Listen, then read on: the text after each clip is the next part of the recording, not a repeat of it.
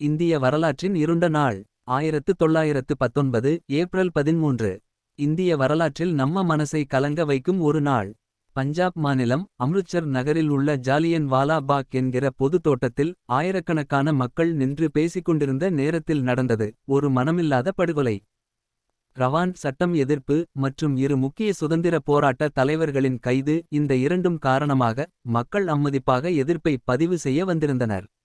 அந்த நாள் தமிழ் புத்தாண்டு மற்றும் பிசாகி திருநாள் என்பதால் கூட்டம் இருமடங்காக இருந்தது.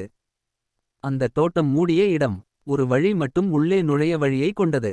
அந்த சமயம் ஜெனரல் ரெஜினால்ட் டயர் அந்த இடத்திற்கு வந்ததும் எச்சரிக்கையும் இல்லாமல் தன் 90 ஆயுததாரி படையுடன் கூட்டத்தை நோக்கி நேரடியாக துப்பாக்கி சூடு தொடங்கினான்.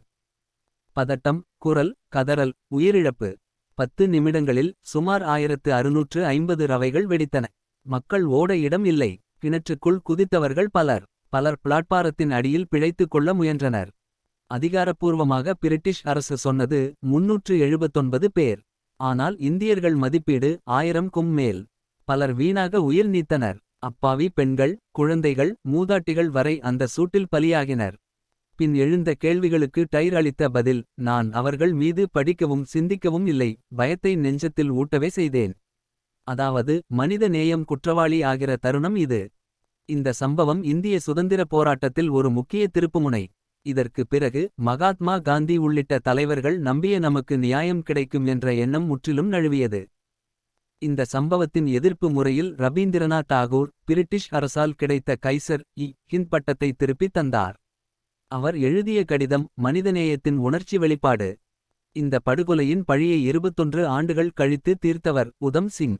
1940 இல் லண்டனில் இருந்த மைக்கேல் ஓ ட்வயர் பஞ்சாப் லெப்டினன்ட் கவர்னரை துப்பாக்கி வைத்து சுட்டுக் கொன்றார்.